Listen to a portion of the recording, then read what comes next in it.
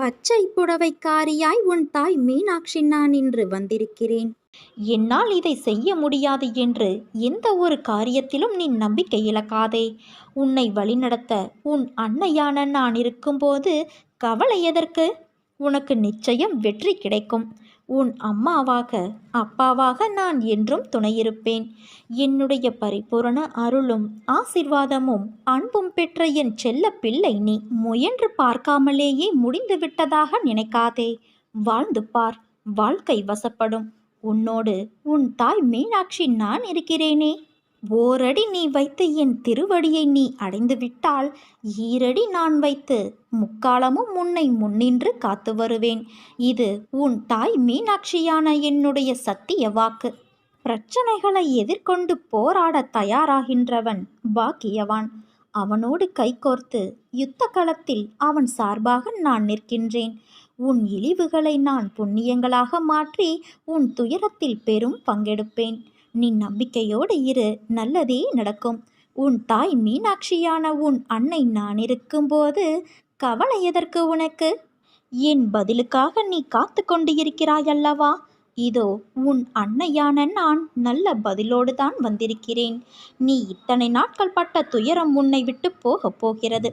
நீ நினைத்தபடி வாழப் போகிறாய். நான் உறுதி தருகிறேன். மரங்கள் வளர்ந்து இலைகளால், காய்களால், கனிகளால், பூக்களால் இருக்கும் மரத்தை ரசிக்க யாருக்குத்தான் பிடிக்காமல் இருக்கும்? ஆனால் அந்த நிலை வருவதற்குள் அந்த மரம் படும்பாடு தன்னையும் காத்து, தன்னை நம்பி நிழல் தேடி வரும் அனைவரையும் காத்து, தன்மேல் அடைக்கலமாய் தங்குவதற்கு வரும் உயிரினங்களையும் காத்து மிகப்பெரிய நிலைகளை கடந்து வருகிறது. அப்படி இருக்கையில் மனிதன் தன் நிலையில் வெற்றிகரமாய் நின்றிட எதிர்கொள்ள வேண்டியதும் கடினமாகத்தானே இருக்கும்.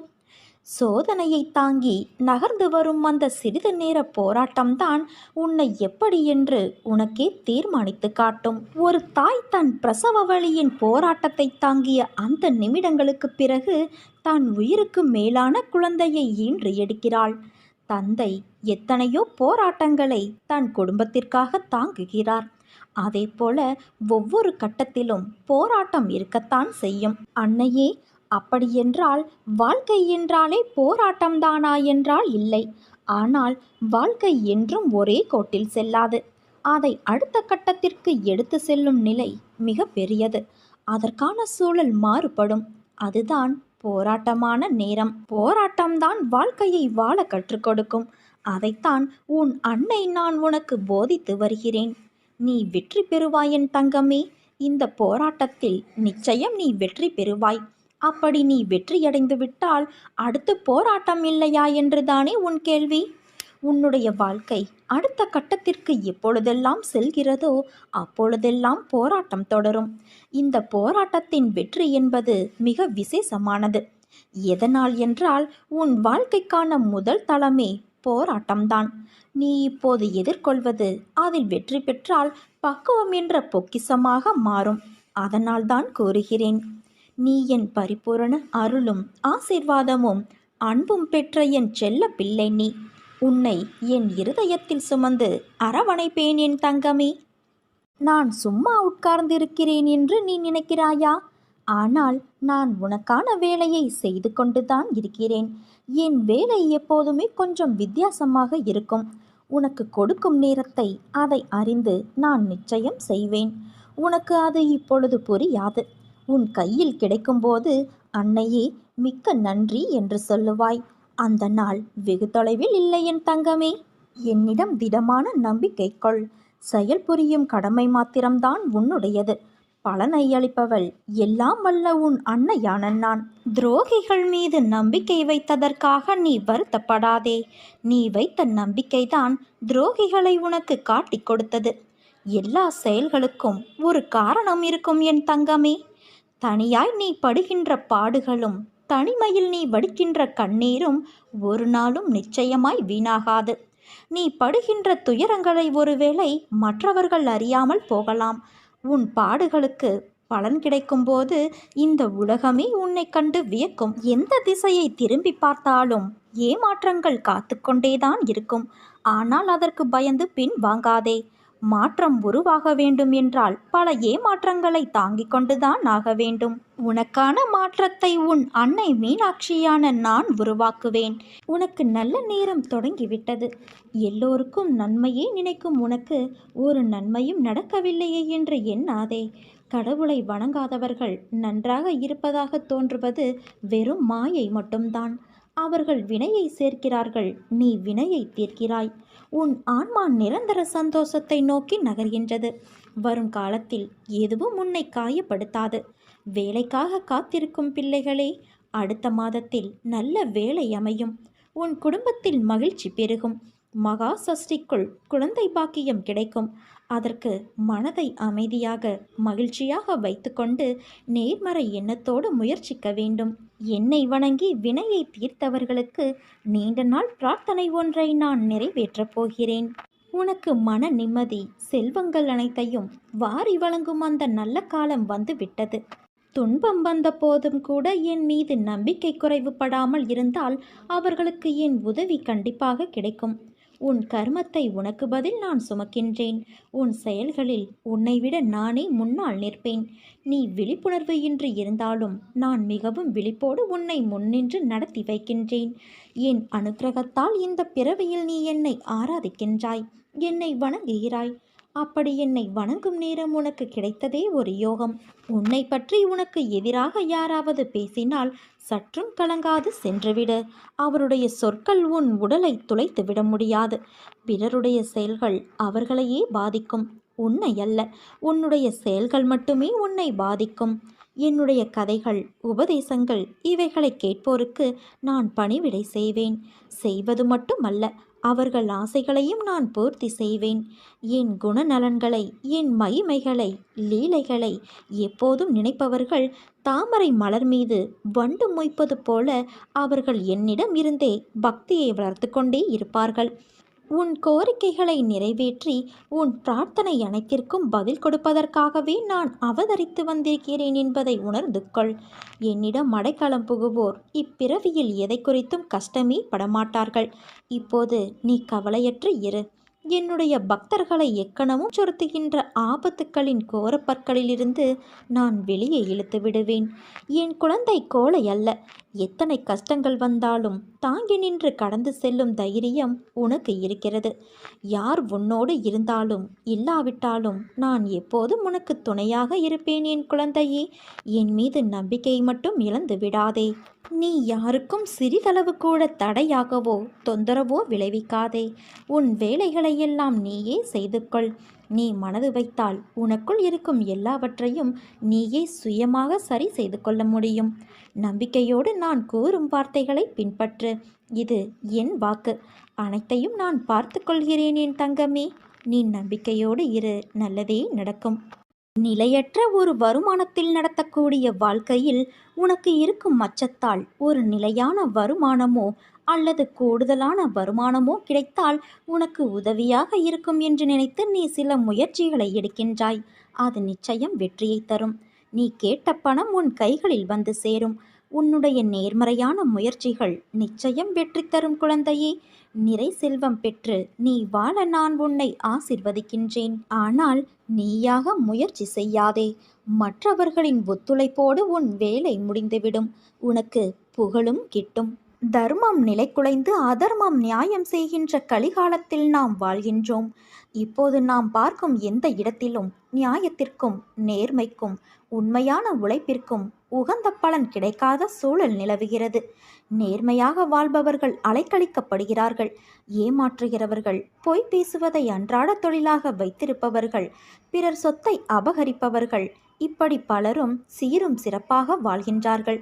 நிலை தவறுகிறவர்கள் தங்கள் வாழ்வில் நடக்கின்ற ஒவ்வொரு நிகழ்விற்கும் ஜோதிடம், அருள்வாக்கு என சதா அலைந்து கொண்டு இருக்கிறார்கள். இதனால் அவர்களின் பிள்ளைகளுடைய வாழ்க்கை கெட்டு விடுகிறது. இறைவனை நம்பும் மக்களும் நல்லவர்களும் கெட்டு போகக்கூடாது. கடனிலும் கஷ்டத்திலும் சிக்கி அல்லல் படக்கூடாது. பொய் பேசுபவர்களின் பேச்சை இனியும் நம்பி ஏமாறக்கூடாது என்ற நோக்கத்தில் நான் நல்லவர்களையும் கருணை மனம் உள்ளவர்களையும் மட்டும் தேடி பிடிக்கின்றேன். அப்படித்தான் நான் உன்னையும் கண்டுபிடித்தேன். சிட்டுக்குருவியின் காலில் நூலை கட்டி இழுப்பதைப் போல என்னிடம் நான் தான் உன்னை வரவழைத்தேன். நானே எல்லா நிகழ்வுகளுக்கும் காரணகர்த்தா ஆகும்போது தேவையற்ற முயற்சி, அலைச்சல், குழப்பம் வேண்டாம்.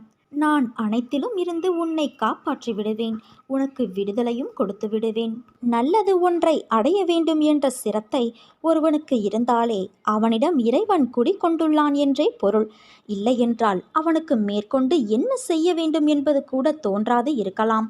அதனால் நாம் செய்யும் ஒவ்வொரு செயலின் பின்னணியிலும் இறைவன் இருக்கிறார் என்று நம்புபவனுக்கே பிரபஞ்சமும் அதன் இயக்கங்களும் ஒவ்வொன்றாக புரிய வரும். அது மட்டுமல்லாது அண்டத்தில் உள்ளதுதான் பிண்டமாகிய நம்முள்ளும் இருக்கிறது என்ற இறுதி உண்மையும் தெரிய வரும். செய்யும் தொழிலே தெய்வம் என்று செயல்புரிபவனுக்கு தொன்று தொட்டு விளங்கும் அறியாமை என்னும் இருளை போக்கி ஞானத்தை நான் வலிய வந்து தந்திடுவேன் என்று நான் அறிவுறுத்தியிருக்கிறேன். அந்த ஞானம் அடைந்தவனுக்கு வேறு எந்த பாதையிலும் செல்வதற்கு தோன்றாது. உன் கோரிக்கைகள் நிறைவேறாத விஷயத்திலும் கூட நான் தாயை போன்றவள். கோபித்து உட்கார்ந்தால் தாய் தாளாட்டி உணவூட்டுகிறாள். நானும் அப்படியே.